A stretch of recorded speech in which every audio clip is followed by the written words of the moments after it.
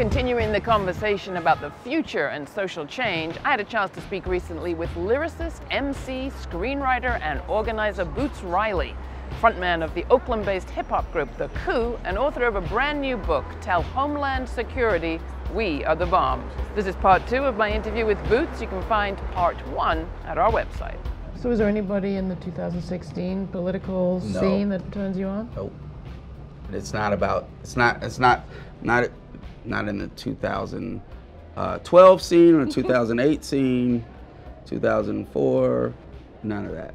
And the reason is that power comes from the folks with the wealth. It comes from the corporations, and that's who controls the politicians.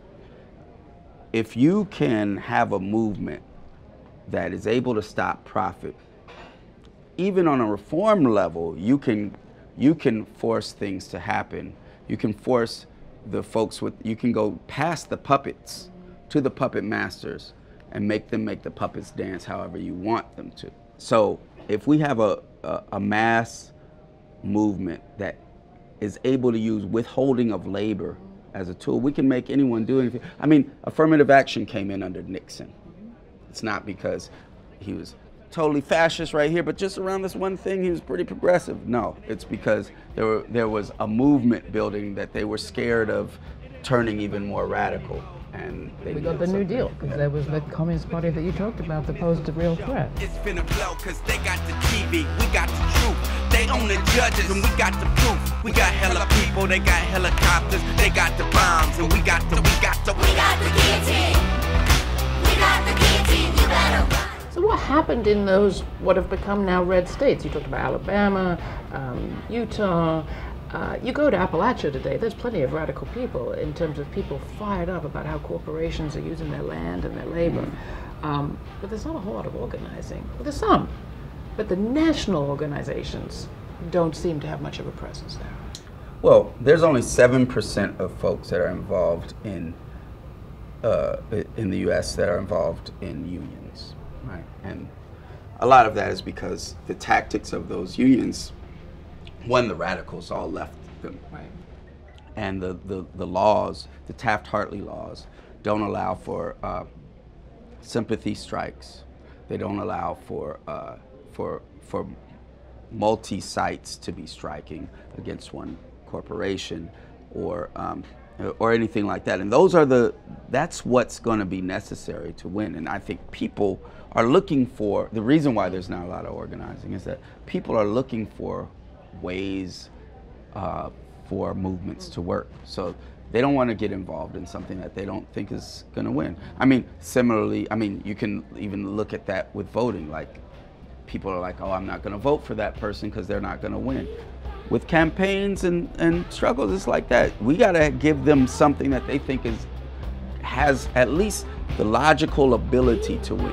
And a lot of times we aren't doing that. I just spit the dope lines, I don't snort them. Tell the boss to call police to escort them. You don't write out them lies, you just quote them. Get offline, plug into this modem. No, you can't outvote them, the rules are still golden. On the jewels we holdin' if we guardin' our scrotum. If you press the ear to the turf that is stolen, you can hear the sound of limitations exploding. I find it profoundly sad with when the confrontation between Bernie Sanders and Black Lives Matter happened, and the Bernie team, it seemed to me, not being there, seemed to be so inept at responding to a critique around race. And I felt, wow, I thought we had actually come further in connecting our economic justice analysis and our racial justice analysis.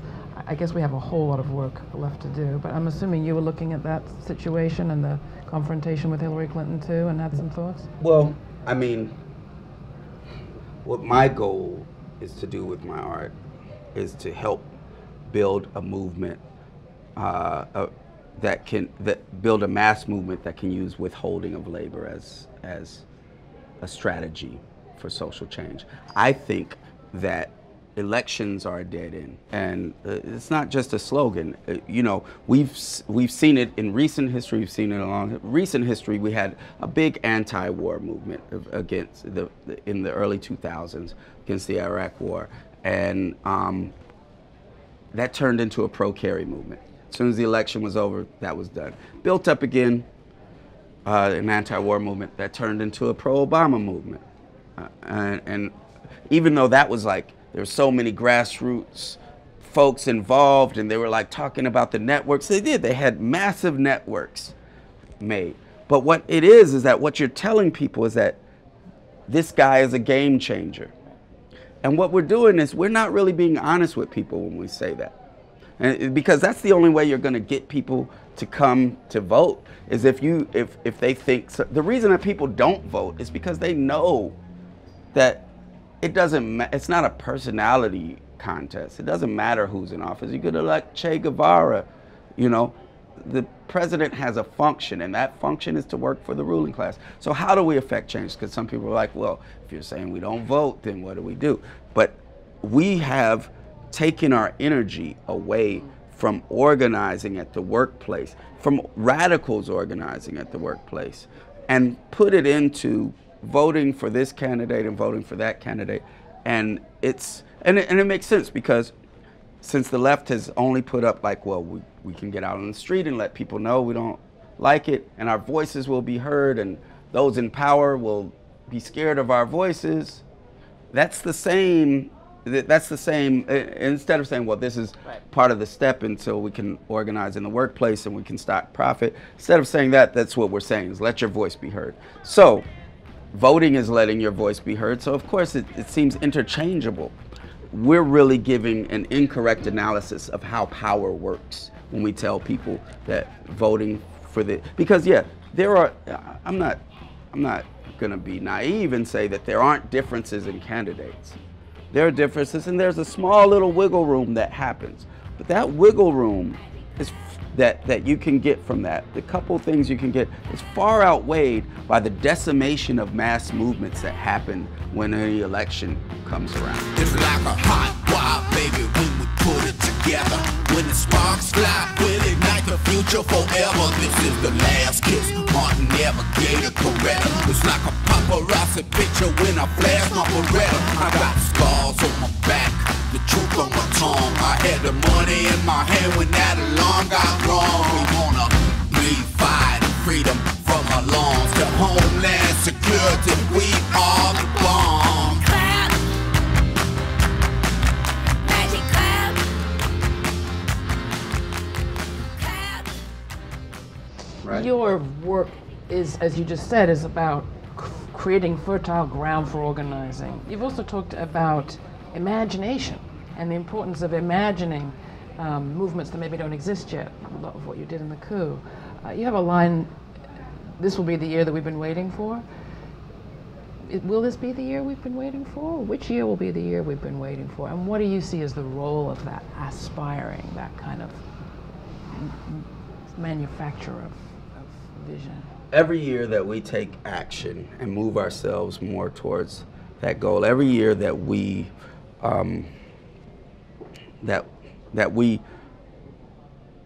identify the point of conflict in capitalism, which is exploitation, and work around getting people to organize around that in a radical way, with the idea of not just putting food on the table, but also working to change the whole system, to get rid of this system and put in place a system where the people democratically control the wealth that we create with our labor. Every year that we do that, that is this year. This year will be the year that we do what we've been waiting for. This year will be the year that we stop knocking and kick down that door. And that's what that song says on this year. You know, it's a process, but I think as we've seen, there's a quantitative to qualitative leap. Like, a lot of people didn't see Occupy movement blowing up into that. Black Lives Matter has blown up. There's a lot of things that can happen when there's a concerted effort in a certain way, and tremendous leaps can happen. And I think it's time to combine a lot of these ideas and move forward with that. That was beautiful, Brooks. Thank you so much. Thank you. It was really fun. Thanks for having me. It's gonna be ending with us winning, you already know. This time we get it and go get 'em off their body, baby. This time we gon' bust the ceiling, oh, oh, oh, oh, oh, for sure. We're coming with tens of millions, them feelings be oh so shady. It's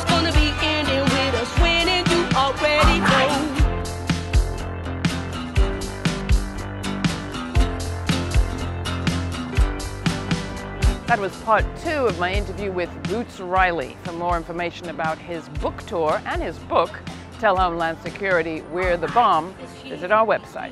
What would our world look like today if our media showed us as much collaboration as they do competition? What if we got to meet people making change right here, right now, in all sorts of ways we're usually told are impossible? Subscribe today to the Laura Flanders Show for in-depth interviews with forward-thinking people. Smarts, not sound bites, every week, right here. Subscribe, and thanks.